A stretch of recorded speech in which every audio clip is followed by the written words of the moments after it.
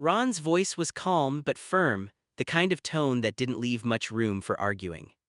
Jeffrey frowned, sitting there in his chair, arms slightly crossed. Still don't get why we need bags, it's just a grave visit. Ron knelt a little so they were eye level. It's not just that, he said quietly. We've been carrying a lot since your mom passed. We stopped talking, really talking. This trip, it's our chance to fix that. There was a pause, the weight of those words sat heavy. Peter stepped in gently, softening the moment. Hey, before we go, let me get you ready, okay? He said, already moving with practiced care. Long ride ahead, gotta make sure you're comfortable. Jeffrey didn't fight it this time, he just nodded a little quieter now. Peter helped change him, careful and routine, making sure everything was secure and comfortable. There we go, Peter said softly. All set, and your power chair's fully charged, no worries there. Jeffrey gave a small shrug. Guess we really doing this. Ron stood up, grabbing the last of the bags. Yeah, he said, we really are. The car was packed, bags in the back, snacks up front, a long stretch of highway waiting. At first it was quiet, just the hum of the road. Jeffrey stared out the window, watching everything pass by. Peter sat beside him, occasionally checking in without saying much. Ron drove, glancing at them through the mirror every now and then. After a while Ron spoke. You remember that one trip your mom made us stop every hour, he said with a small smile. Jeffrey blinked, caught off guard. Yeah, said it was family bonding breaks. Peter chuckled. She just wanted snacks. For the first time, Jeffrey let out a small laugh. And just like that, something cracked open. A little later, Jeffrey shifted uncomfortably. Peter noticed immediately. Hey, you okay? Jeffrey hesitated, embarrassed. I might need you know. Peter nodded, no judgment. Got you, will pull over. Ron didn't even ask questions, just took the next exit. They stopped at a quiet rest area. Peter handled everything gently, calmly, like it was the most normal thing in the world. You're all right, Peter reassured him softly. Long trips happen, no big deal. Jeffrey looked down, then back up. Thanks. It wasn't just about the care, it was about being seen and not feeling ashamed. Back on the road, the sky started to darken. Jeffrey finally spoke, voice low. I was mad after Mom died, at both of you. Ron tightened his grip on the wheel slightly, but didn't interrupt. I felt like everything just broke, and nobody talked about it, so I didn't either. Peter looked over. We should have done better, he said honestly. Ron nodded. He's right, I should have talked with you, not at you. Silence again, but this time it wasn't heavy, it was healing. As the miles passed, so did the distance between them. It wasn't fixed, not completely. But it was started. And sometimes that's the hardest part. Ron glanced back one more time. Long road ahead, he said. Jeffrey looked out the window, then back at them. Yeah, he said. But I think we're finally on it. Will's phone buzzed again, louder this time in the quiet car. He looked at it, then at Ron. I gotta take this, Will said, already sounding stressed. Ron nodded, go ahead. Will answered, turning slightly away. Yeah, I'm on the road, but what, right now? No, I put the day off in, I know. Jeffrey watched from the back, sensing the shift. Will's face tightened. If I don't come in, I'm off the schedule, he repeated, quieter now. Silence.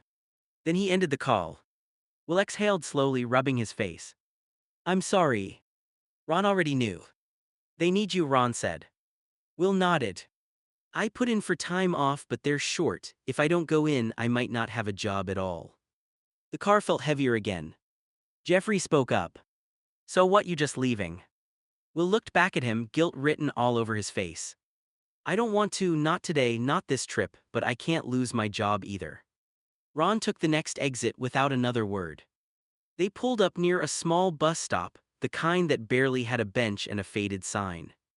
Will grabbed his bag slowly, like each movement mattered. I'll catch up later if I can, he said, though even he didn't sound sure. Peter gave him a quick hug. Handle what you gotta handle.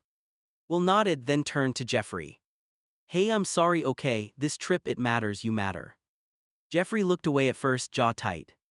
Yeah, he muttered. Will hesitated, then stepped out of the car. Ron rolled the window down. Call us when you know more. I will said. The door shut. They sat there for a moment, watching him stand at the stop as the car idled.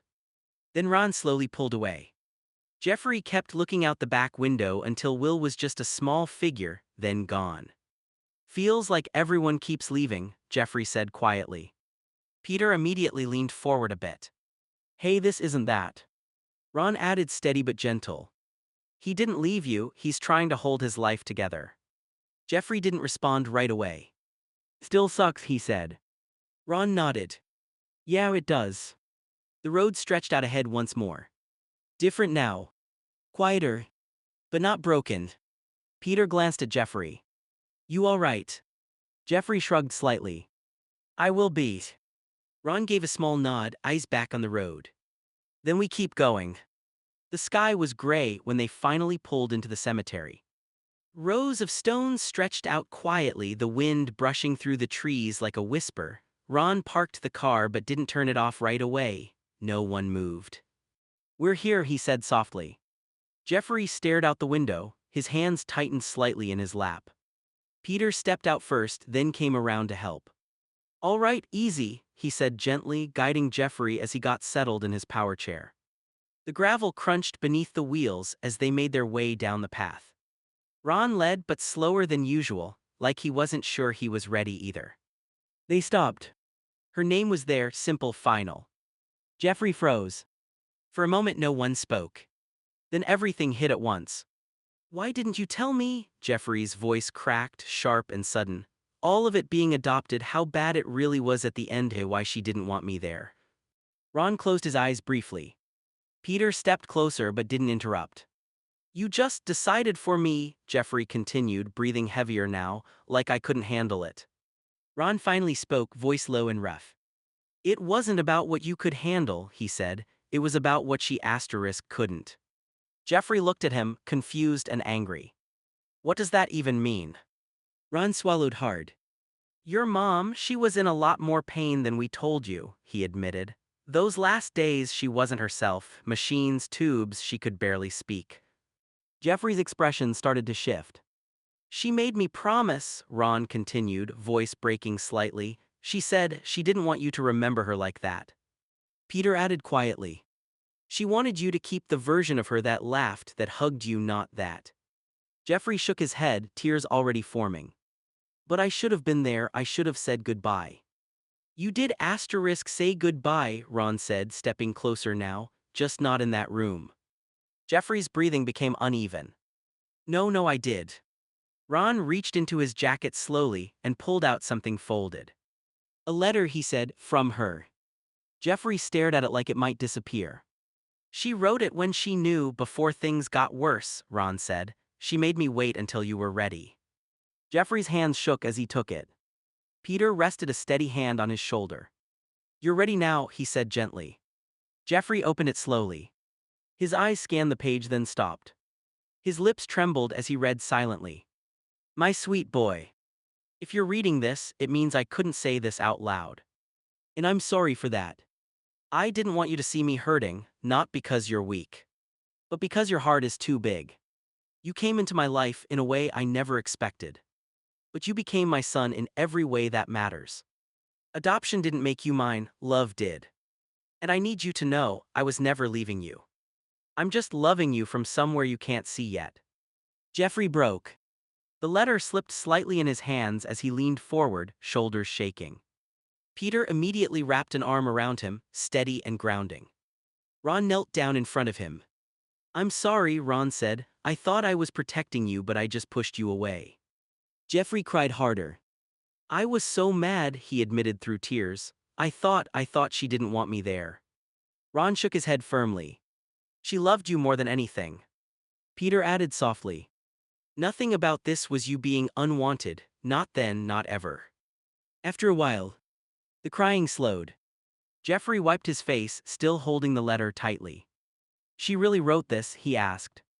Ron nodded. Every word. Jeffrey looked at the grave again. I miss you, he whispered. The wind picked up slightly like an answer. Peter squeezed his shoulder. Ron stood beside them both. No more distance.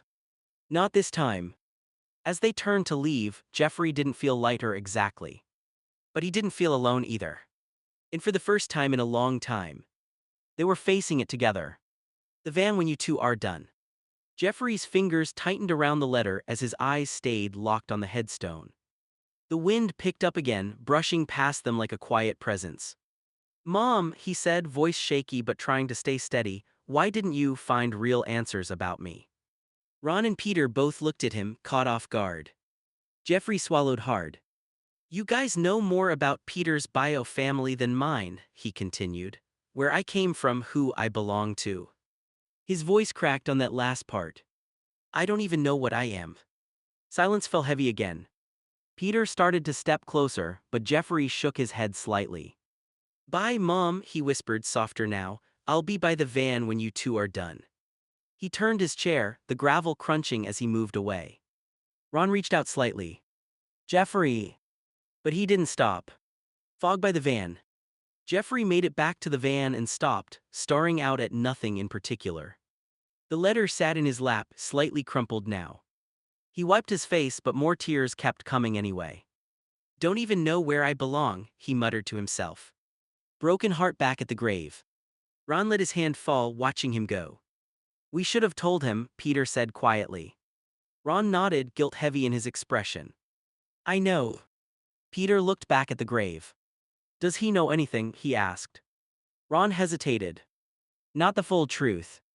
Peter's head turned sharply. "What do you mean, not the full truth?" Ron exhaled slowly, like he'd been holding this in for years. "His mom, she did try," Ron said. "She looked into his records, but something didn't add up."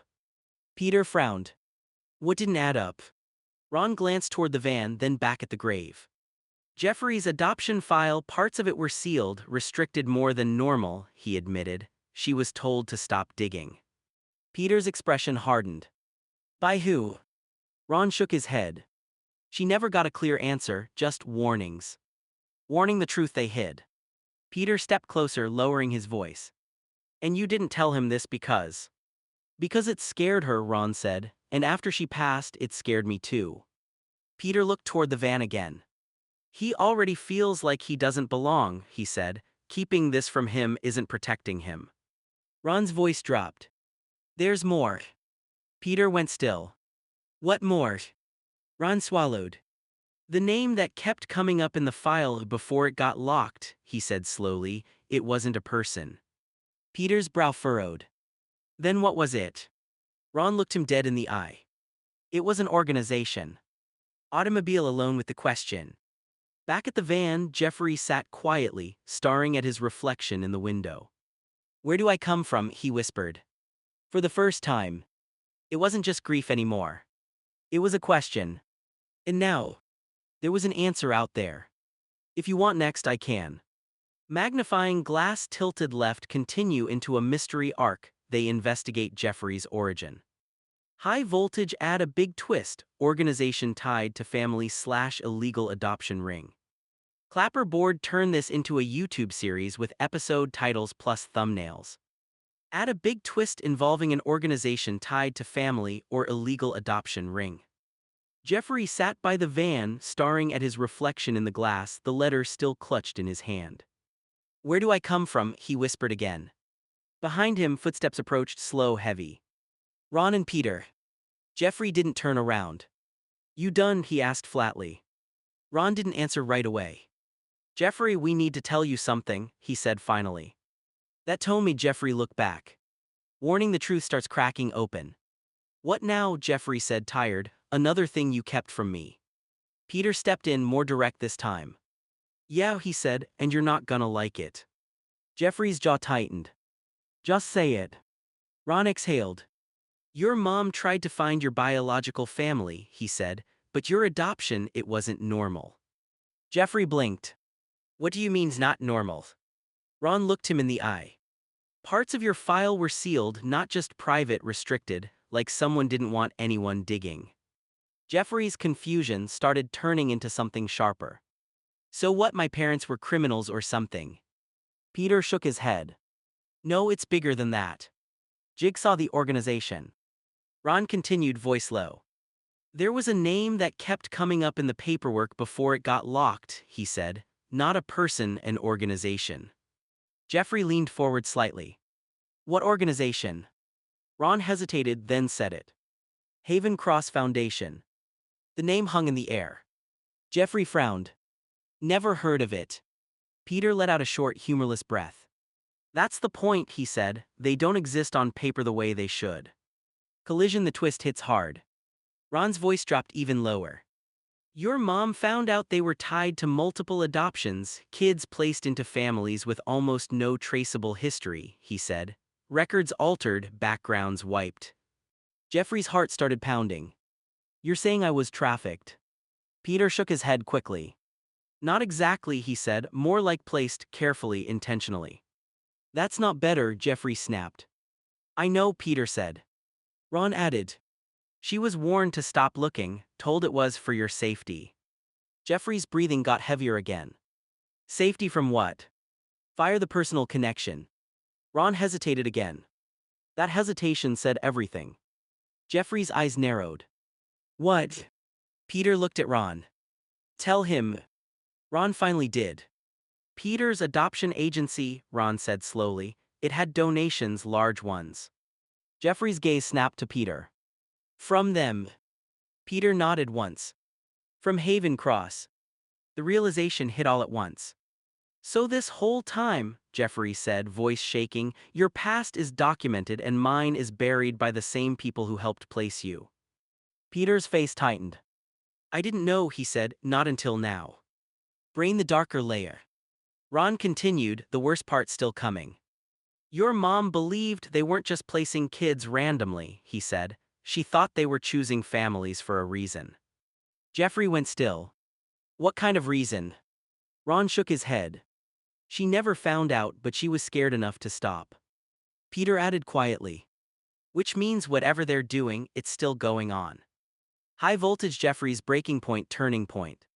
Jeffrey looked between them, everything hitting at once, grief, anger, confusion, and now something new. Purpose. So my whole life, he said slowly, might have been planned by some organization I've never even heard of. Neither of them answered. That was answer enough. Jeffrey gripped the sides of his chair. No, he said. Ron blinked. No what? Jeffrey looked up, eyes different now, sharper. No more not knowing, he said, no more secrets. Peter stepped closer. Jeffrey, this could be dangerous. Jeffrey didn't back down. I don't care, he said, that's my life they messed with. He turned his chair slightly toward the road. We're not going home, he said. Ron frowned. Then where are we going? Jeffrey looked back at them. To find out who the hell Haven Cross Foundation really is. New moon, end of scene, beginning of something bigger. The grief brought them here. But the truth. That was about to take them somewhere else entirely. If you want next, I can. Magnifying glass tilted right, start the investigation arc, first lead, hidden records, break-in scene. Bomb reveal, an even deeper twist, Jeffrey connected to something bigger than adoption. Clapperboard build this into a YouTube episode series with titles plus thumbnails plus cliffhangers. Jeffrey said, so I am a test tube baby then. Jeffrey let out a dry, almost humorless laugh. So what, I'm a test tube baby then, he said, looking between them, some kind of experiment. Ron shook his head quickly. No, don't jump there, he said, we don't know that. That's not what we're saying, Peter added, calmer but firm. This isn't about you being made in a lab or anything like that. Jeffrey's eyes narrowed. Then what are you saying, because right now it sounds like my whole life was set up. Peter crouched down a little so they were eye level again. What we're saying, he said carefully, is that your adoption might have been controlled more than normal, like someone made sure you ended up in a specific kind of family. Ron nodded. Not random, not illegal in the obvious way, but not clean either. Jeffrey looked down at his hands. So I wasn't picked because someone just wanted me, he said quietly. Ron stepped closer immediately. No, don't twist it like that, he said. Your mom wanted you. That was real, nothing about her love was fake. Peter added softer. And nothing about you is artificial, you're not some experiment, you're a person who got caught in something bigger than you. Jeffrey didn't respond right away. Then why me, he asked finally. That question hung there, heavy, unanswered. Ron exhaled slowly. That's exactly what we have to find out. Jeffrey looked back toward the cemetery, then at the road ahead. The fear was still there. But now it wasn't alone. Yeah, he said quietly. Let's find out. Jeffrey said teeth firehouse stoi tour or lie dad. Ron said they told us the exchange point. Jeffrey asked how much. Ron said 40K. Jeffrey's head snapped up, confusion turning sharp. The firehouse story, he said slowly, was that true or a lie, Dad? Ron didn't answer right away. That was all Jeffrey needed to see. Dad. Ron exhaled, shoulders dropping. They told us that's where the exchange happened, he said quietly. Jeffrey's stomach dropped. Exchange, he repeated, like I was what handed off. Peter looked tense now, eyes on Ron. Ron. But Ron kept going, no more half-truths. We were told you were left at a firehouse, he said. That's what the paperwork said, but when your mom started digging, that location came up again. Jeffrey's voice hardened. Came up how? Ron swallowed. As a meeting point. Collision, the truth gets worse. Silence hit like a punch. Jeffrey stared at him. How much? He asked suddenly. Peter looked confused. What? Jeffrey didn't look away from Ron. How much did they pay? He said louder now. Or how much did you pay? Ron's face tightened. 40,000. High voltage breaking point. Jeffrey froze. 40,000, he repeated, like he didn't even understand the number. Peter stepped in quickly. Jeffrey, listen. No, Jeffrey snapped, backing his chair slightly. You bought me. Ron shook his head hard. It wasn't like that. It sounds exactly like that, Jeffrey shot back, voice cracking. An exchange point, money, secret organization, what else am I supposed to think? Broken heart. Ron sighed. Ron stepped closer, desperate now. We were told it was an emergency placement, he said. They said the system was backed up, that it would take months, years even, and your mom, she didn't want to wait. His voice broke slightly. She saw your picture, that was it, she was already your mom in her heart. Jeffrey's eyes filled again, but this time it wasn't just sadness. It was anger. And the money, he demanded. Ron didn't look away. They called it a private processing fee, he said, legal on paper, but now we know it wasn't that simple. Brain the realization. Peter ran a hand through his hair. 40,000 tied to a hidden organization and a controlled placement, he said. That's not adoption, that's a system. Jeffrey looked between them, shaking. So I was sold, he said quietly. No, Ron said firmly, you were wanted, but the people who made it happen, yeah, they might have been doing something wrong. New moon shift in Jeffrey. Jeffrey sat there, breathing uneven. Firehouse, he muttered, that's where it started. He looked up again, something different in his eyes now. Focus. If that was the exchange point, he said, then that's where we go. Peter blinked. Right now. Jeffrey nodded. That's the first real place connected to me, he said. Not paperwork, not stories, a real location. Ron hesitated. That could be dangerous. Jeffrey didn't back down. So is not knowing, he said. Automobile, the next move. The tension shifted again, but this time into direction. Ron slowly nodded. All right, he said, we go to the firehouse. Peter exhaled. Then we do it smart. Jeffrey turned his chair toward the car. Yeah, he said. Because if that's where I was exchanged. He paused. Then maybe that's where the truth got left behind too. If you want next, I can. Fire engine, right, the firehouse investigation scene, hidden records / witness / clue. Bomb reveal, a major twist, someone from the firehouse recognizes Jeffrey. Clapperboard build this into a YouTube episode with title plus thumbnail plus tags. Peter said Pat, Tom B. Ben family sound great, can peer this. Jeffrey looked at Peter and said Peter, I love you bro, but please shut up. Peter tried to lighten the air, forcing a small smile. Pat, Tom Ben family sounds great compared to this, he said, half joking, trying to ease the tension. It landed wrong. Jeffrey slowly turned his head toward him, eyes still wet but sharp now. Peter, he said flatly, I love you bro, but please shut up. The car went silent. Even Ron didn't interrupt this time. Peter blinked, then nodded once, immediately backing off. Yeah, fair. Jeffrey leaned back in his chair, staring out the window again, jaw tight. I'm not trying to compare lives right now, he added more quietly. I'm trying to figure out why mine feels like it's missing pieces nobody wants to talk about. Ron gripped the wheel a little tighter. Then we stop talking in circles, he said, and we go get answers. Jeffrey didn't respond. But he didn't argue either.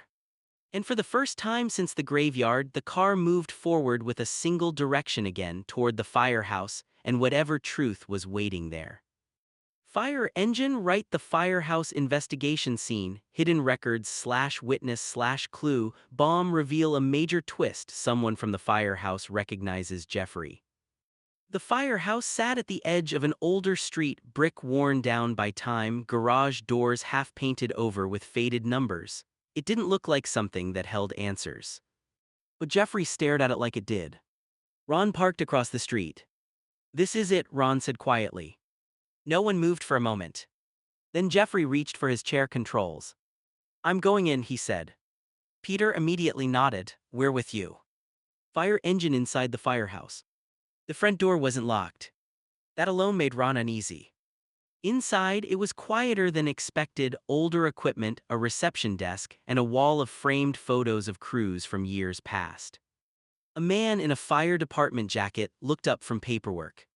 Can I help you folks? Ron stepped forward. We're looking into something tied to this station, he said carefully, old records around adoption-related calls about 15 years ago. The man frowned immediately. That's not something we discuss. Jeffrey rolled forward slowly. Please, Jeffrey said, I just need to know what happened here. The man looked at him, really looked at him. And something shifted in his expression. Wait. He stepped closer. No way. Peter glanced between them. What? The man pointed slightly at Jeffrey. You. Jeffrey frowned. Me. The man's voice dropped. You were here. Silence hit the room. Ron stiffened. That's impossible. But the man shook his head. I remember that night, he said. We got a call, no details, just coordinates, said a child transfer was happening. One of our units was told to stand by outside. Jeffrey's hands tightened on his chair. A transfer, he repeated. Bomb the hidden record. The man hesitated, then looked toward a back office. I shouldn't be doing this, he muttered. He walked back, returned with an old, dust-covered logbook. Flipped pages. Stopped. And turned it around. There it was. A handwritten entry. Unauthorized child placement pickup, cleared through external authorization, Haven Cross liaison present, cash exchange confirmed. Jeffrey's breath caught. Peter leaned in. It's real.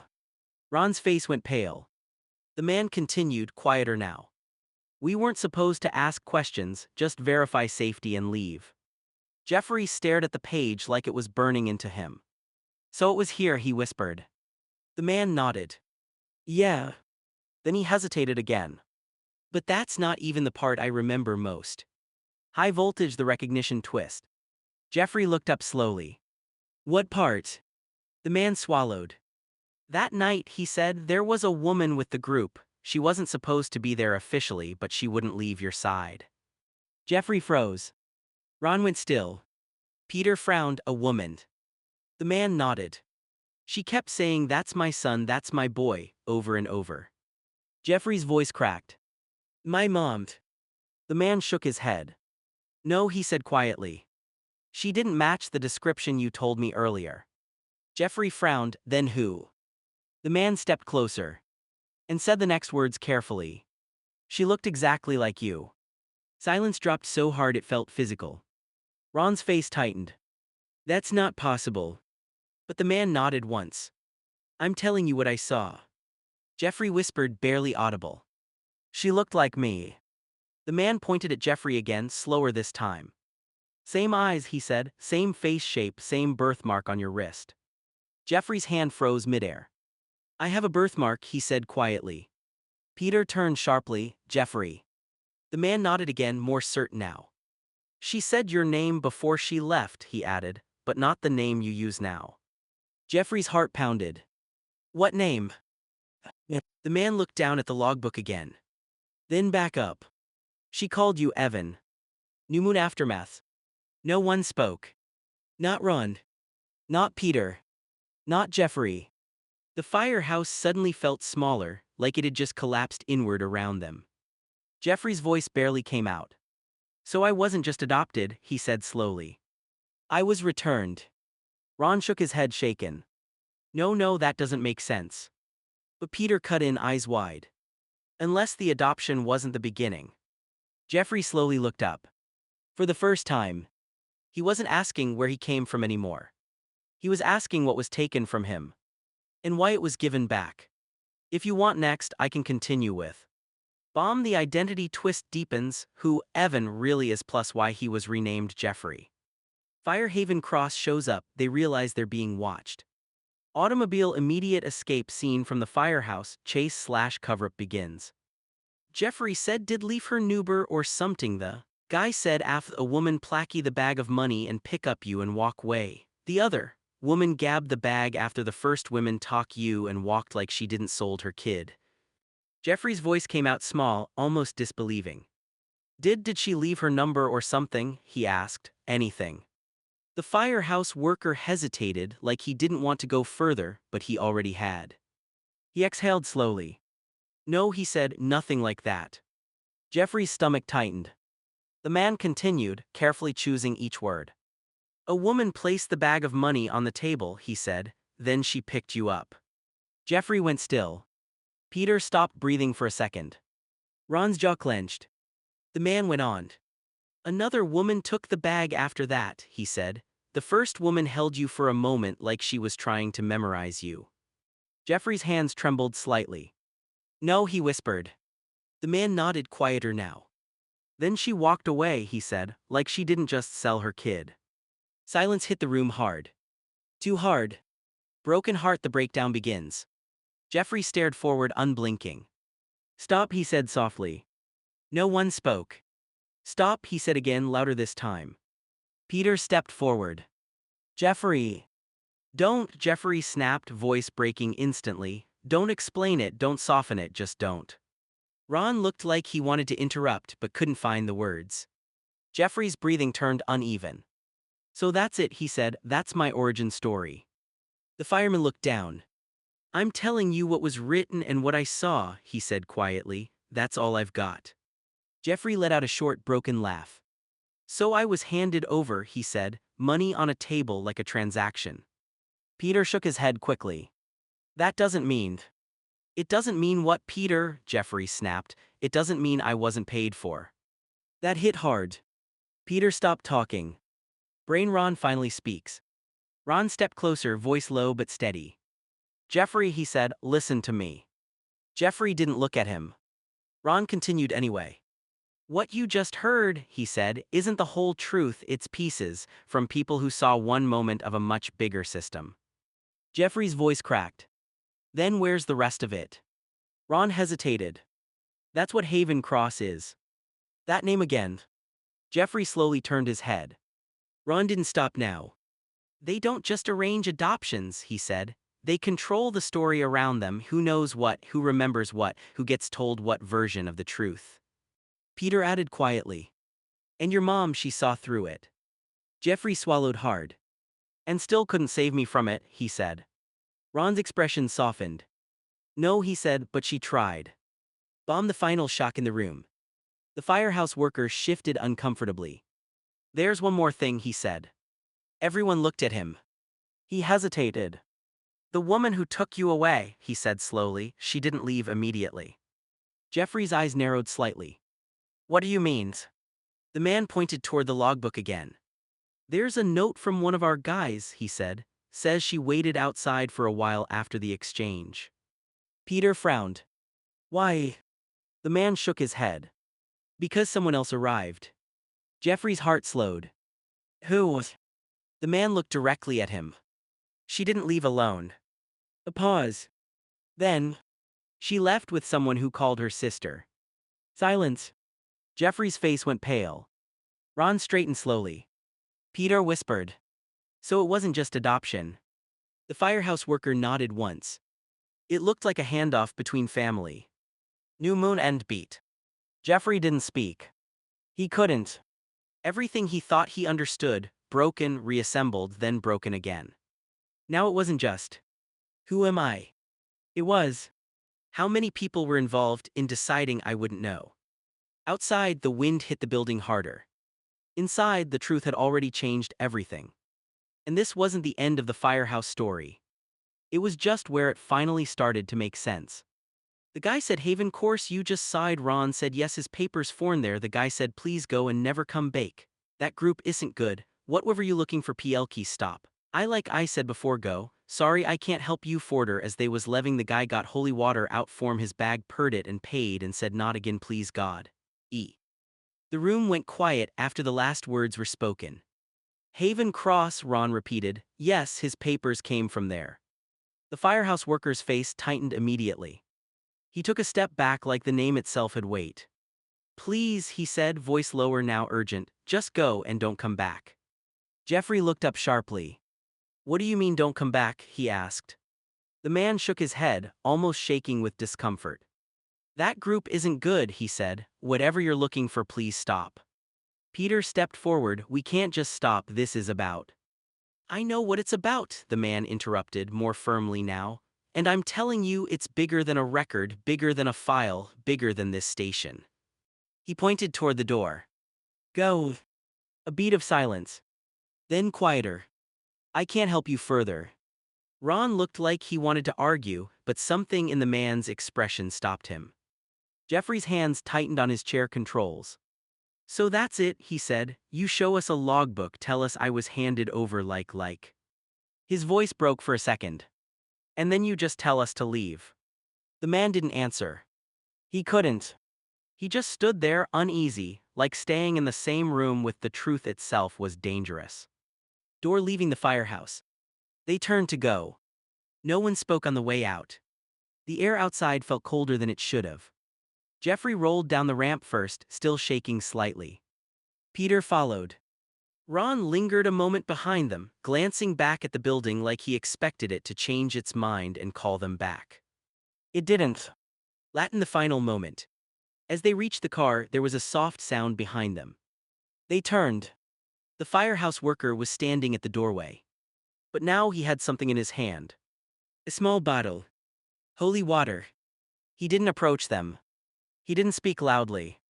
He just stood there and carefully poured a little of it at the threshold of the station. Then he made the sign of the cross. Not again, he muttered under his breath. Please God, not again. Jeffrey froze. Peter frowned. What is he doing? Ron's face darkened. He's scared, Ron said quietly.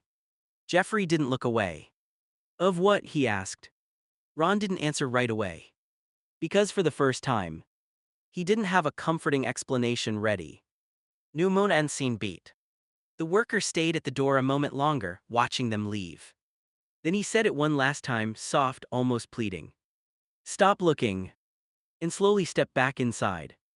The door shut. The sound echoed like a warning. Jeffrey stared forward, jaw tight. We're not stopping, he said. And this time nobody disagreed. Ron said, if a guy going to fires on the dolly shut down a fur, I said Haven Cross, that means Sommerting up. Perder said I lookenig up the website 3 that you, and Mom got Jeffrey. Ron said Mom just found then not on T in 3T Arnett. Perder said noting anyway. Ron was quiet for a few steps after they left the firehouse, then finally spoke, voice low and tense. If a guy working at a firehouse is that shaken just from hearing Haven Cross, he said, that means something's really wrong. Jeffrey kept his eyes forward, hands tight on the chair controls. Peter pulled out his phone as they walked toward the car. I'm looking up the website you and Mom got Jeffrey from, he said quickly. Maybe there's something, contacts, records, anything. Ron immediately shook his head. Mom didn't get him from a website, he said firmly. She found him through placement channels, not something online, not public. Peter frowned, scrolling anyway. There's nothing useful, he muttered after a moment. Just generic adoption pages, old listings, dead links. He let out a frustrated breath. Nothing. Jeffrey finally spoke, quiet but sharp. So all of this, and there's still nowhere to go online. Peter looked up at him. Not nothing, he said, just buried or scrubbed. Ron opened the car door. That's exactly what worries me, he said. Jeffrey paused at the van ramp. So what now, he asked. Ron didn't hesitate this time. We stop guessing, he said, and we start following whoever is still afraid of Haven Cross. Peter nodded slowly, putting his phone away. Because that firehouse guy wasn't scared of us, Peter said. He was scared of what might notice us talking to us. Jeffrey looked between them. For a second, the anger faded into something colder. So we're being watched, he said. Ron didn't deny it. And that was enough of an answer. The van door closed. And the road ahead didn't feel like just travel anymore. It felt like being followed. We'll call Rump, Will said Cheekin. Ron said, Will did Sue talk to you about Heaven Cross? Will said, shit, I need to walk by. Ron's phone buzzed as they pulled out of the firehouse street. He glanced at the screen. Will, Ron said, answering immediately, you okay? Will's voice came through fast, distracted like he was already moving. Yeah, checking in, Will said, I can't talk long. Ron's tone tightened slightly. Did Sue ever talk to you about Haven Cross? A pause. A real one. Then Will exhaled sharply. Shit, he muttered, I need to work by. Click. The line went dead. Automobile in the van. Silence filled the car instantly. Peter looked up. That was weird. Jeffrey's eyes narrowed. He knew something, he said quietly. Ron didn't move for a second, still holding the phone. Then he set it down slowly. He didn't deny it, Ron said. Peter frowned. So what, he's involved? Ron shook his head. I don't know, he said, but people don't hang up like that unless they're either scared. He looked at Jeffrey in the rear-view mirror. Or protecting something. Jeffrey leaned back slightly, jaw tight. So now it's not just the firehouse, he said, not just Mom. Ron nodded once. It's expanding, he said. Peter added quietly. And Will just got pulled into it too. Jeffrey stared out the window. Good, he said softly. Ron looked back. What? Jeffrey's voice was low, steady. If everyone around me is connected to this, he said, then nobody gets to pretend they don't know anything anymore. The van started moving again. And somewhere behind them, the silence felt less like calm. And more like something catching up. Ron said, but he calls me, now it going stag to Vosier mail when I called. Back Petter said he never dosed this Ron sad tat is the issue here. Ron stared at his phone for a moment after the call dropped. But he calls me, he said slowly, almost confused. Now it's going straight to voicemail when I call back. He tried again. Nothing. Straight to voicemail. Peter frowned. He never does this. Ron's jaw tightened. That is the issue here, he said quietly. Jeffrey looked up from the back seat. So what, he's ignoring you? Ron shook his head once. No, he said, Will doesn't ignore calls, not like this. Peter leaned forward slightly. So either his phone's off or someone made it look like that. That made the car go quiet. Jeffrey's voice came out low. You think he's in trouble? Ron didn't answer immediately. He just set the phone down. I think, he said carefully, that the moment we said Haven Cross out loud in more than one place, things started moving faster. Peter swallowed. So what do we do? Ron looked at both of them in the mirror. We don't panic, he said, and we don't split up. Jeffrey's eyes narrowed slightly. And Will. Ron hesitated just a fraction longer than anyone liked. We keep trying, he said, but carefully. The van continued down the road. But now every phone silence, every missed call, every unanswered ring didn't feel normal anymore. It felt like a pattern forming around them. Will texted stop looking or I will divorce you, Ron, I swore to God. Ron's phone lit up again. A new message. He read it once, then again. His expression changed immediately. Peter noticed, what is it? Ron didn't answer right away, he just turned the phone slightly so they could see. Will stop looking or I will divorce you, Ron, I swear to God. Silence hit the van instantly. Jeffrey's voice was the first to break it. That's not Will, he said quietly. Peter frowned, what do you mean? Jeffrey shook his head slightly. That's not how he talks, he said, not like that, not that sudden, not that clean. Ron kept staring at the message. Yeah, he said slowly, that's what I'm thinking too. Peter leaned in, so what, someone wrote it for him. Ron didn't answer immediately. Instead, he opened the message details, checking the timestamp, the network delay, everything he could. Or, Ron said quietly, he's being forced to say what they want him to say. Jeffery sat up a little straighter. Haven Cross, he said. Ron nodded once. That name is starting to show up everywhere, he said. Peter looked uneasy now. So what now, we call him again? Ron shook his head. No, he said, if that message is real or staged, calling him puts him in more danger. Jeffrey looked out the window, jaw tight. So he's just gone, he said. Ron's voice softened slightly. No, he said, he's being redirected. Peter frowned. Redirected where? Ron stared at the road ahead. That's what we're starting to find out, he said. The van kept moving. But now it didn't feel like they were following answers anymore. It felt like the answers were actively pushing back. We'll call Ron. Ron, if you keep doing this, whatever this is, we are done. Sue shout never abooted their is still love Jeffrey, but that place is bad. Go and we get divorce or come bacon oyer lift / you pick Ron. Ron said we still have croissants. Will said when you get home there will be divers papered, sing them when you get back then ciao. Ron's phone rang again almost immediately. He answered fast, Will. We'll cut him off, voice tense and shaken. Ron, if you keep doing this, whatever this is, we are done, he said. Sue shouldn't have been involved in any of this. I still love Jeffrey, but that place is bad. Either you stop and we fix this or we get divorced. You pick, Ron. Ron went still. Peter glanced over. What's he saying? Ron didn't answer at first, then he spoke carefully into the phone. We still have questions, Ron said. We're not doing this to hurt anyone. Will's voice cracked harder now, like he was trying to stay controlled but failing at the edges. Then you're not listening, he said. When you get home there will be divorce papers. Sign them when you get back, then just don't call me. A pause. I still love you, Will added quietly, almost like it slipped out despite everything. But this thing you're chasing, it's not safe. Then the line went dead. Automobile in the van. The silence that followed wasn't normal silence. It was heavier. Peter swallowed. He really said divorce papers. Ron slowly set the phone down. Yeah, he said. Jeffrey spoke from the back, quieter than before. So now it's not just me, he said. It's your life falling apart too. Ron didn't correct him. Because it was. Peter ran a hand through his hair. Okay, but that escalation doesn't make sense unless someone is pushing him. Ron nodded slowly. That's what I'm afraid of, he said. Will doesn't shut down like this unless something is pressuring him hard. Jeffrey leaned forward slightly. Haven Cross, he asked. Ron looked at him in the mirror. Or someone connected to them, he said. Peter's voice dropped. So what do we do now?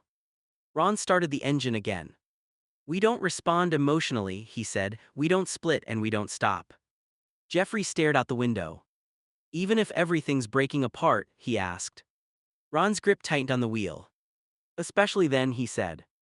And the van pulled forward again, this time with everything personal, everything hidden, and everything dangerous all tangled together behind them.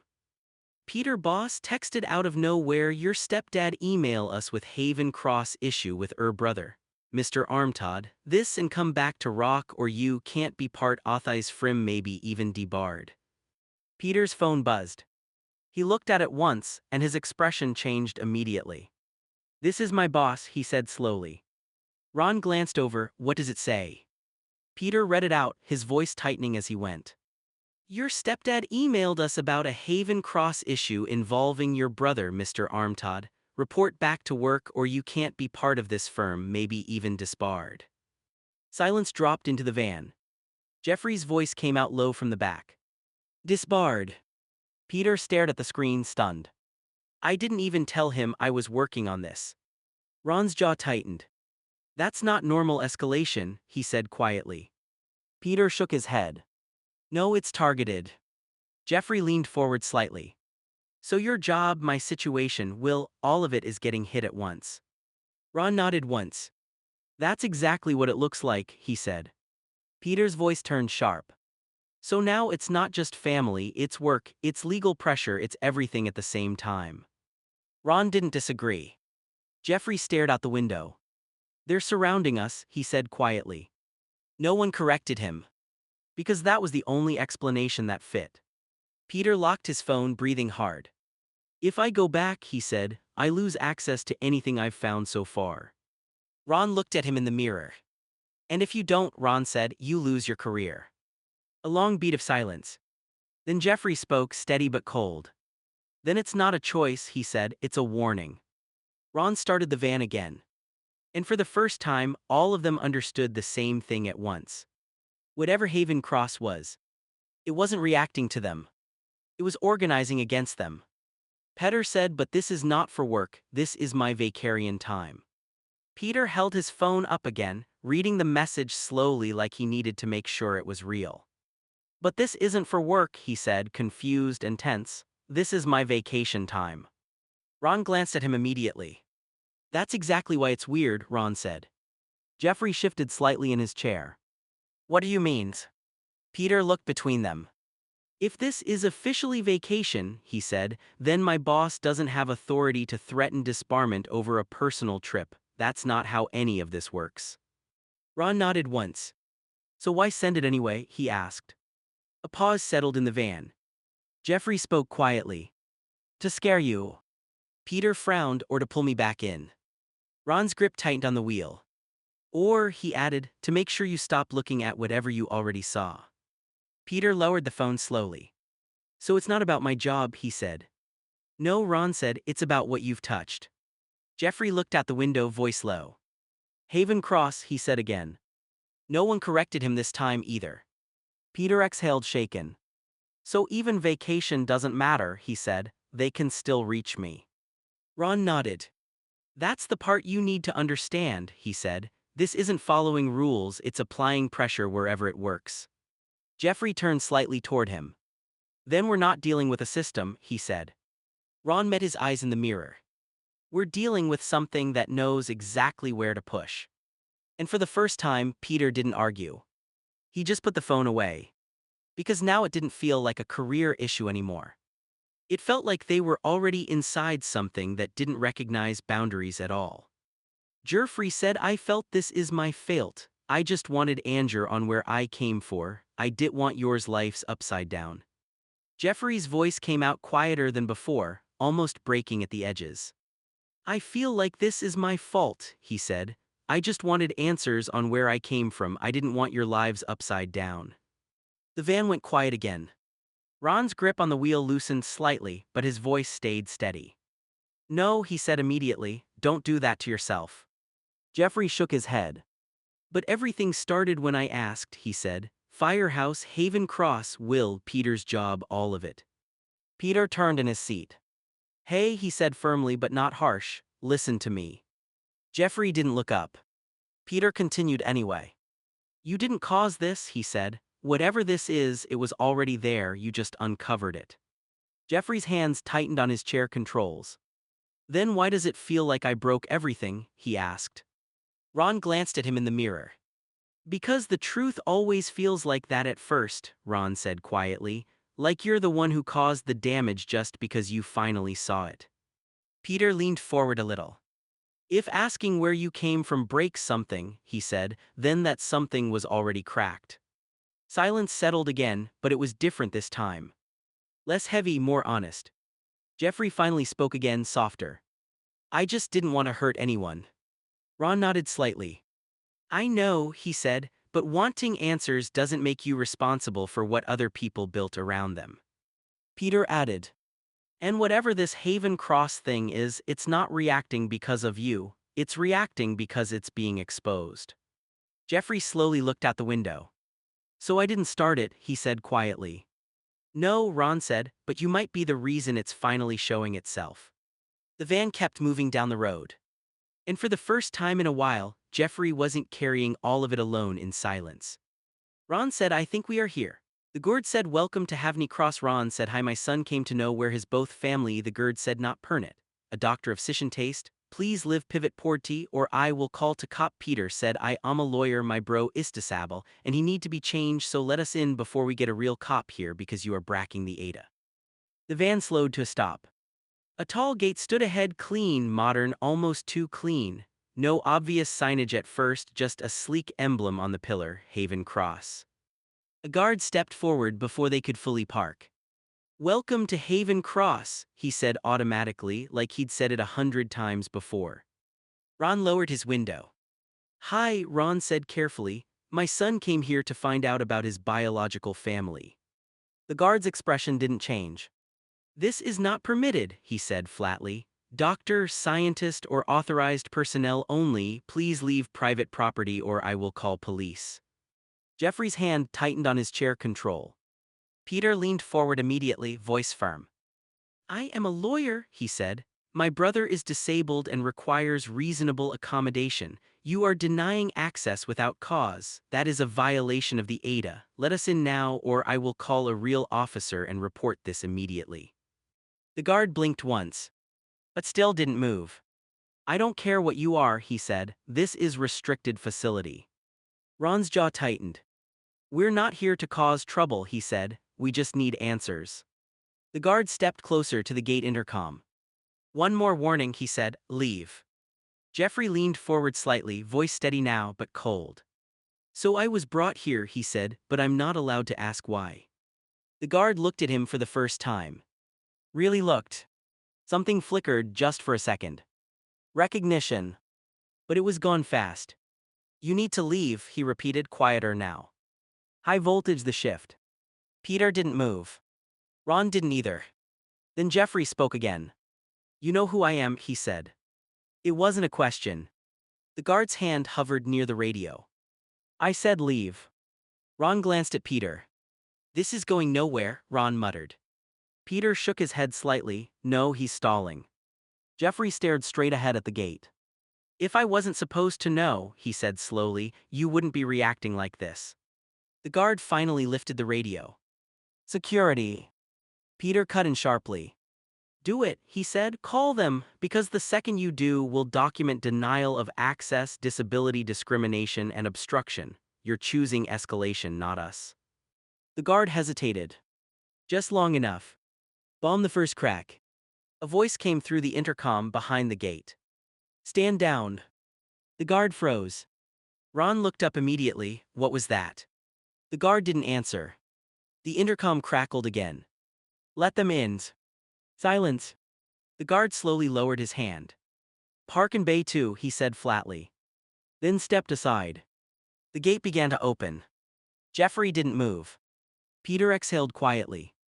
"That was too easy," he said. Ron nodded once. "Yeah," he said, "it was." Jeffrey stared at the opening gate. "They're expecting us," he said. And for the first time since this began. No one disagreed. The van rolled forward into Haven Cross. The Nusser said chain him, then left. As the van rolled through the gate, the atmosphere inside Haven Cross changed immediately. It wasn't just modern, it was controlled, too clean, too quiet, no signs of normal public access, just long glass hallways and people moving with clipped, purposeful steps. A woman in a white coat met them almost instantly. Her badge simply read, Nurse Coordinator. She didn't smile. "Change him," she said flatly, glancing at Jeffrey, then she looked past them. "Then leave." Ron stepped forward. "We're not leaving him here alone, we need answers." The nurse didn't even blink. "This is not a visitation site," she replied. "It is a private facility, medical and administrative clearance only." Peter immediately stepped in, voice sharp. "He is a disabled individual in a motorized chair being brought in under disputed circumstances tied to adoption records," he said. "You don't get to isolate him from his legal guardians and call it policy." The nurse finally looked at Peter. Cold, evaluating. "I don't care about your titles," she said. "He is on the schedule, that's all that matters." Jeffrey's grip tightened on his chair controls. "Schedule," he repeated quietly. The nurse ignored the question. "Change him," she said again. More impatient this time, "then leave the facility perimeter." Ron stepped closer. "No, not happening, he's not going anywhere without us." The nurse sighed like this was routine. "Then you will all be removed," she said simply. "High voltage the moment it breaks." Jeffrey finally spoke, voice low. "I'm not a delivery," he said. The nurse looked at him again. This time just for a second, her expression tightened.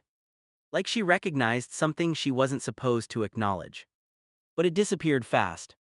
"You are here for assessment," she said. Peter narrowed his eyes. Assessment of what? No answer. Just silence. Then the nurse turned slightly toward an unseen hallway. "Prep room," she called out, "we're ready." A door down the corridor clicked. Jeffrey's breathing slowed. "No," he said quietly. Ron immediately moved closer to him. "Jeffrey, look at me, we're not letting them take you anywhere alone." Peter stepped beside Ron. "This is it," he said under his breath. "This is the point where everything either confirms itself or falls apart." The nurse didn't wait. She gestured again, more firmly now. "Change him, then leave." Jeffrey stared at her, then slowly looked at Ron and Peter. "Don't let them separate us," he said quietly. Ron nodded once. "Not happening," he said. Peter added sharper now. "Try it, and you'll be dealing with legal and police intervention immediately." The hallway went still. Then, footsteps. From deeper inside. Someone was coming. And the nurse, for the first time, didn't look as in control as she had a moment ago. "The cops came to remove Ron and Peter," THR officer just did WHS, that Nusser said. Two police officers entered through the side corridor moments later, moving with calm, procedural efficiency. One of them spoke first. "What's the situation here?" The nurse didn't hesitate. "These individuals are refusing to leave restricted property," she said. "They are disrupting a scheduled intake." Ron stepped forward immediately.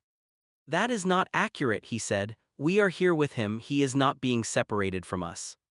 Peter raised his hands slightly, controlled but firm. "I'm an attorney," he said. "This appears to be a custodial and access issue involving a disabled individual and disputed placement history. We are requesting clarification and legal compliance before anyone is removed." The officer barely reacted. He looked at the nurse.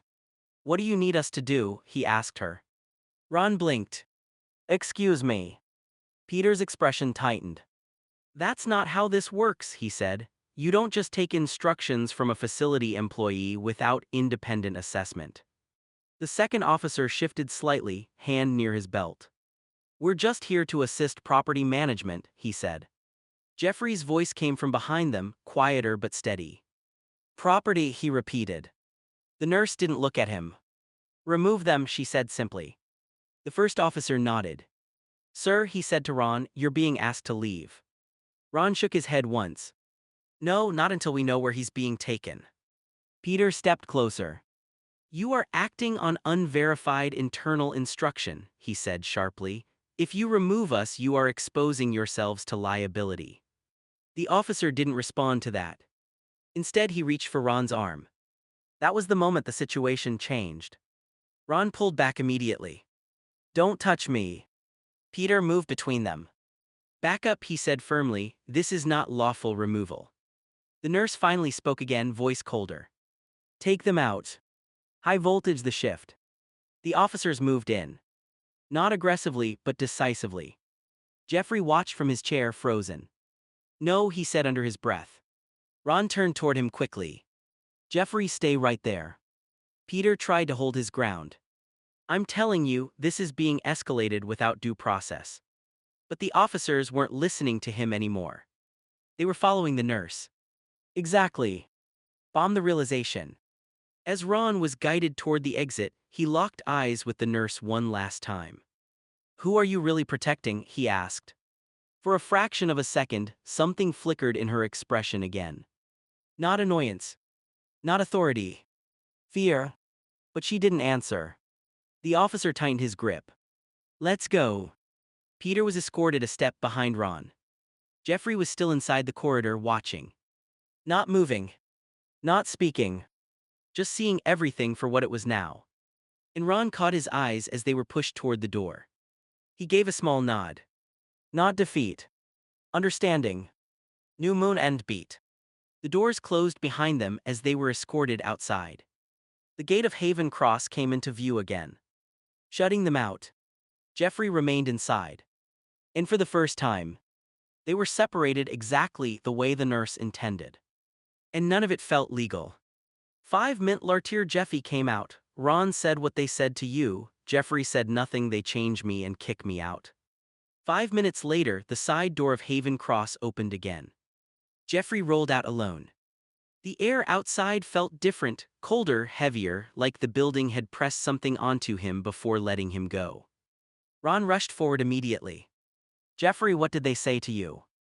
Peter stepped closer too, scanning his face. Are you okay? Jeffrey didn't answer right away. He just looked at the gate behind him for a long moment. Then back at them. Nothing, he said quietly. Ron frowned. What do you mean nothing? Jeffrey's voice stayed flat. They changed me, he said, checked me, asked a few questions, took scans, I don't even know what for. Peter's expression tightened. Scans for what kind of evaluation? Jeffrey shook his head slightly. They didn't say. Ron's jaw clenched. And then they just kicked you out. Jeffrey nodded once. Yeah, he said, same words as before, leave the premises. Silence fell between them. Peter looked back at the building.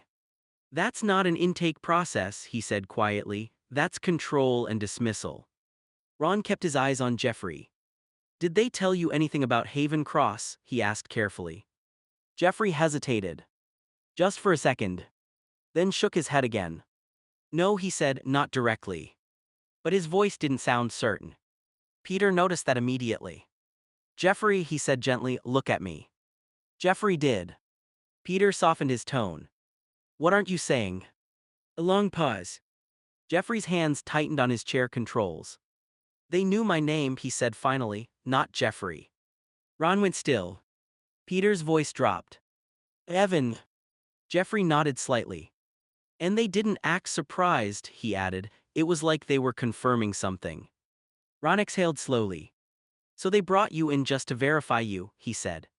Jeffrey looked back at the building again. And decide I wasn't their problem anymore, he said. Peter shook his head. No, he said quietly, that's not what that was. Jeffrey turned slightly toward him. Then what was it? Peter didn't answer right away. Because for the first time, he didn't have a legal explanation that made this feel normal. Ron stepped in, voice low but steady. It means, he said, they already know exactly who you are. Jeffrey stared at the gate. This time, it didn't feel like he had gotten closer to answers. It felt like the answers had looked at him and let him go on purpose. Jeffrey saw it. Will was right, let go home. Ron said you are not tell us something. Jeffrey said another mom Jivan Briss. Ron said and Jeffrey said a new fight house. Agree. Ron said no. Jeffrey said she didn't care a boy at me. Jeffrey sat there for a moment, staring at the ground like the words were still trying to settle. Will was right, he said quietly, let's go home. Ron didn't move the van yet. His eyes stayed on Jeffrey in the mirror. You're not telling us something, Ron said carefully. Peter looked over too. Jeffrey, what happened in there? Jeffrey swallowed. Another mom, he said. Ron's grip tightened slightly on the wheel.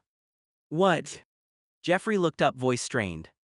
Another woman giving birth, he said. They said it like it was connected, like part of a record. Peter frowned. Connected how? Jeffrey hesitated. A new firehouse agreement, he added. Ron shook his head immediately. No, he said, that doesn't make sense. Firehouses don't do agreements like that. Jeffrey's voice cracked a little. They do there, he said, or they used to. Silence filled the van. Ron finally turned fully in his seat. Jeffrey, he said more firmly now, look at me, what exactly did they tell you? Jeffrey looked away. She didn't care about me, he said quietly. That landed heavy. Peter softened his tone immediately. Hey, who said that? Jeffrey shook his head. Not like that, he said, it was like part of a file, like she signed off and walked away. Ron exhaled slowly. That doesn't sound like truth, he said, that sounds like what they want you to believe. Jeffrey's eyes stayed down. It felt real, he said. Peter leaned forward slightly. Feelings can be manipulated. He said gently, especially in places like that. Ron started the van but didn't pull off yet. We're going home, he said, but this isn't over. Jeffrey didn't respond. Because now the problem wasn't just what he learned inside Haven Cross. It was what he wasn't sure he could unlearn anymore. He added, that woman said after a few days I get my cut, Her daughter said we will give you place time and day. They are still doing it. I overheard it as I was get clean after I got back in my cha TJ kick me out. Jeffrey's voice was quieter now, but it carried something heavier than before. She added something else, he said. Ron slowed the van slightly but didn't stop. Jeffrey continued, struggling to keep it together. That woman said after a few days I'd get my cut, he said. Peter frowned immediately. Your cut? Jeffrey nodded faintly. Her daughter said they would give her a place, time, and day, he added, like it was scheduled, like it's still happening. Ron's expression hardened. What's still happening, he asked. Jeffrey swallowed. I overheard it, he said, while I was getting cleaned up after they put me back in my chair, then they kicked me out. Silence filled the van. Peter leaned forward slightly. Jeffrey, are you saying you heard them talking about another transfer? Jeffrey shook his head slowly. Not just transfer, he said, like it keeps going, like there's more than one. Ron finally pulled the van to the side of the road. The engine idled. He turned around fully. Look at me, Ron said firmly. Jeffrey hesitated, then did. Ron's voice softened just a fraction. Where you just were, he said, did they ever say your name and someone else's in the same sentence? Jeffrey thought for a second. Then nodded. Yeah, he said, like it wasn't just me. Peter's face tightened. So it's a system, he said quietly. Ron nodded once. That's what it's sounding like, he said. Jeffrey looked down at his hands. So I wasn't the only one, he said. Peter shook his head slightly. No, he said, and that's the part that matters now. Ron turned back toward the road. We're not just chasing your story anymore, he said, we're looking at something bigger. Jeffrey's voice came out small again. How many kids, he asked. No one answered right away. Because now, the question wasn't just about Jeffrey's past. It was about how far Haven Cross actually went. Jeffrey said the same way you and Mom got me, they was talking to that woman. Ron said we will stop it. You KNW Thattif. Oh, Jeffrey said yes. Jeffrey's voice was low, almost hollow now. The same way you and Mom got me, he said. They were talking about it like that woman, like it was the same kind of deal. Ron's grip tightened on the steering wheel. We will stop it, he said firmly. You know that, right? Jeffrey didn't answer at first, he just stared out the window. Then quietly. Yes. Peter leaned forward, softer now. Jeffrey, listen to me, he said. Whatever you heard in there, whatever they made it sound like, we don't accept it as truth just because they said it. Jeffrey swallowed. But I heard them, he said. Ron nodded once. I believe you heard something, he said. But I also believe you're seeing pieces of something way bigger than what you can interpret right now. Jeffrey finally looked back at them. So what am I supposed to think, he asked. Ron didn't hesitate. You think this, he said, you're not alone in it, and you're not going to deal with it alone. Peter added. And we're not letting it go just because it got ugly. A long silence followed. Jeffrey's breathing slowed a little. I just don't want to be a reason everything breaks, he said quietly again. Ron shook his head. No, he said, you're not the reason things are breaking. He glanced toward the road. You're the reason we finally see what was already broken. The van rolled forward again. And this time, Jeffrey didn't argue, he just stayed with them in the silence, letting the truth settle without carrying it alone. Peter said, so we going to spot this then? Jeffery said, no, we aren't D1 owing tit L Roman 2 going to tell The Jivel to L leave the kid W with a real note or at least try so that kid want a have question in their head like me. Peter glanced over, still trying to process everything they'd just heard. So we're going to stop this then, he said, half statement, half question. Jeffrey shook his head immediately. No, he said, we aren't doing that. Ron looked at him through the mirror. Then what are you doing? Jeffrey's voice came out shaky but determined. I'm going to tell that girl to leave the kid with a real note, he said, or at least try. He swallowed, eyes lowering for a second. So that kid won't have questions in their head like me. The van went quiet. Peter softened his tone. Jeffrey, you don't even know if you can reach them, and if this is what we think it is, it's not just one decision you're stepping into. Ron nodded slowly. He's right about one thing, Ron said carefully. you're not in a position to fix a system like that alone. Jeffrey's hands tightened slightly. I'm not trying to fix the system, he said quietly. I just don't want someone else growing up feeling like they were dropped into a story with missing pages. Peter exhaled. That's a good intention, he said, but you can't walk into something like Haven Cross and expect them to suddenly do the right thing because you ask nicely. Jeffrey didn't respond right away. Then softer. Then what was I supposed to do when I was that kid, he asked. No one answered immediately. Because that was the part none of them had a clean answer for. Ron finally spoke, voice steady. What you do now, he said, is we stay smart, we gather proof, and we don't let them pull you back in alone. Peter nodded. And if there's a way to protect that other kid, he added, we find it the right way, not by putting you in danger again. Jeffrey looked out the window, breathing uneven but quieter now. I just don't want them to feel what I felt, he said. Ron's voice softened slightly. Then we make sure what you heard doesn't stay hidden, he said. The van continued down the road. And for the first time, Jeffrey's choice wasn't just about his past anymore, it was about stopping it from repeating. Jeffrey said, I know I don't have any right to tell her to W-word a note, but Ron sighs, we get it. Jeffrey stared down at his hands, voice quieter now. I know I don't have any right to tell her to write a note, he said, but... He didn't finish it. He didn't have to. Ron nodded slowly. We get it, Ron said. Peter looked over at Jeffrey, softer now. Yeah, he added, it's not about control, it's about not wanting someone else to grow up with questions that never got answered. Jeffrey swallowed. Exactly.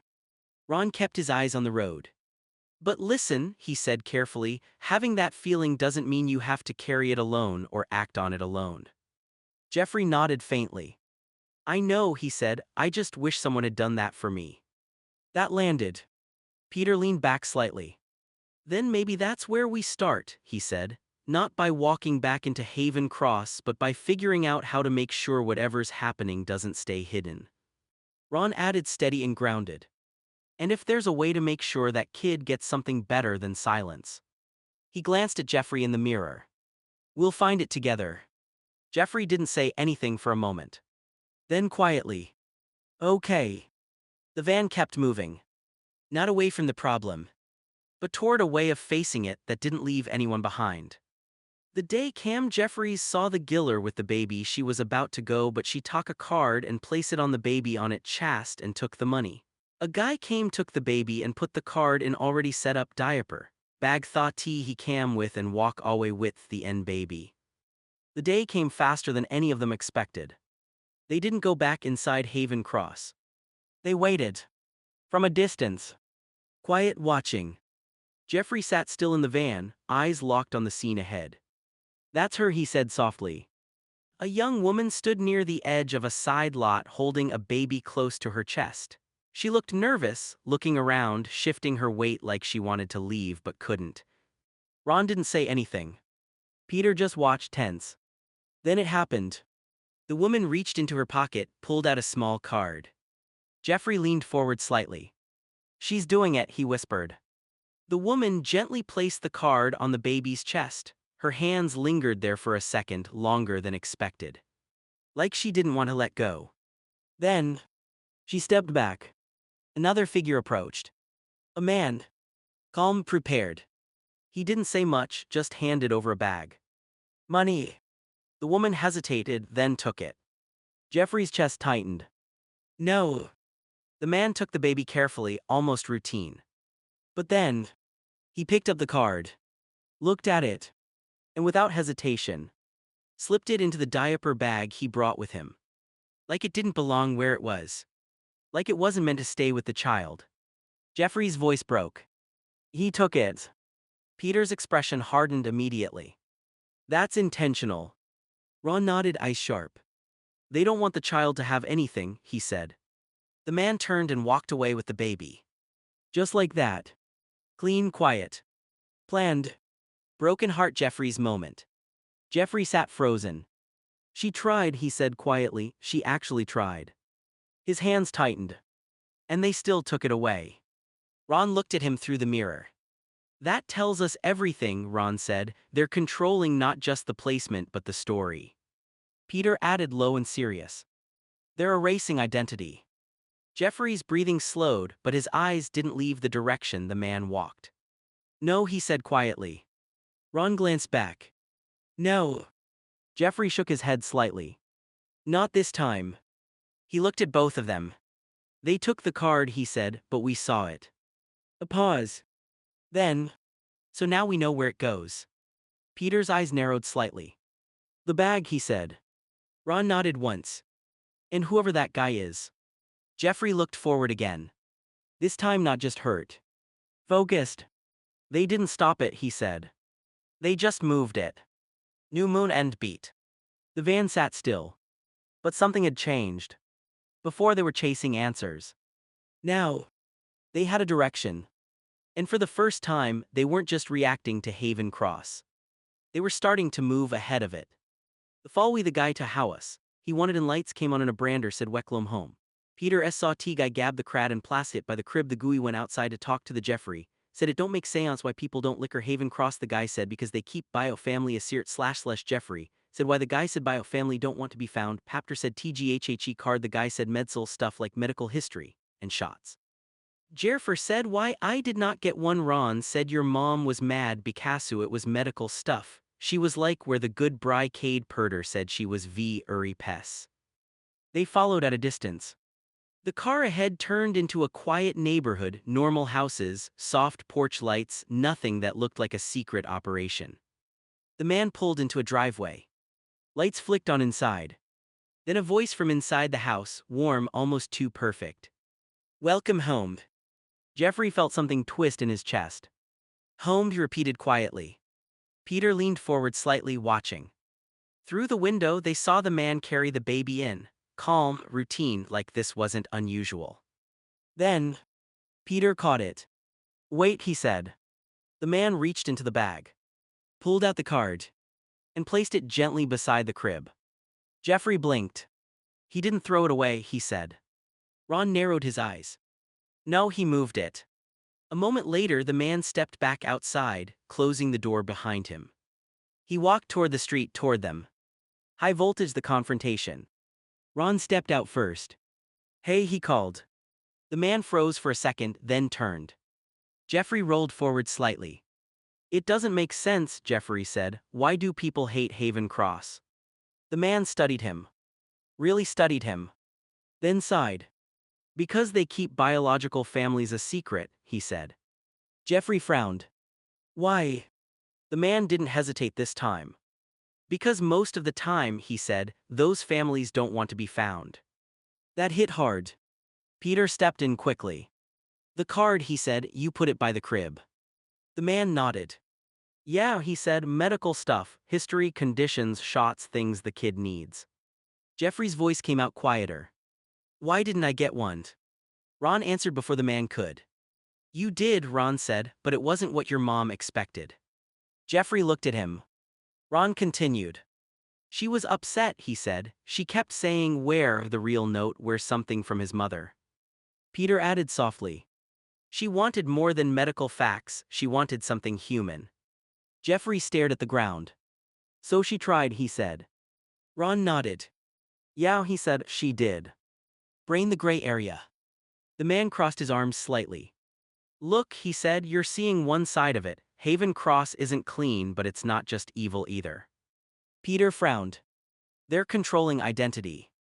They're protecting privacy, the man shot back. Sometimes that's the same thing. Jeffrey looked up. But taking the note, he said. The man paused. That part, he admitted, I don't agree with. Silence settled again. New moon, Jeffrey's realization. Jeffrey looked toward the house. The baby inside. The card by the crib. At least that kid gets something, he said quietly. Ron stepped closer. And you deserve that too, he said. Jeffrey nodded faintly. Yeah, he said. But this time, there was less anger. More understanding. Not full answers. But pieces that finally started to connect. The night felt quieter now. Not because everything was okay. But because for the first time, Jeffrey saw something different. Not just what was taken from him, but what someone somewhere had still tried to give. The guy said you guys better leave before I call THE cop for storing and trespassing. The man's tone shifted fast, all warmth gone. You guys better leave, he said, firm now, before I call the cops for stalking and trespassing. The tension snapped tight. Ron raised his hands slightly, not backing down but not escalating either. We're leaving, he said, we're not here to cause trouble. Peter nodded, stepping back toward the van. Understood, he added, we're off your property. Jeffrey lingered for just a second, looking past the man toward the house. Toward the crib.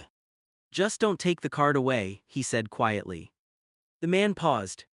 For a moment he didn't respond. Then more subdued. I won't, he said. Jeffrey gave a small nod. That was enough.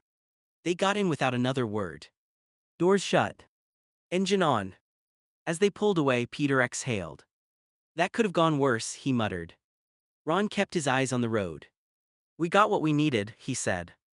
Jeffrey looked out the window, quieter now. Yeah, he said. Peter glanced back. What are you thinking? Jeffrey didn't answer right away. Then, it's not as simple as I thought, he said. Not all of it is bad, but not all of it is right either. Ron nodded slightly. That's usually how the truth is, he said. The house disappeared in the distance. But something stayed with Jeffrey. Not just the system. Not just the pain. But the small moment. Where a card stayed by a crib. And that meant something.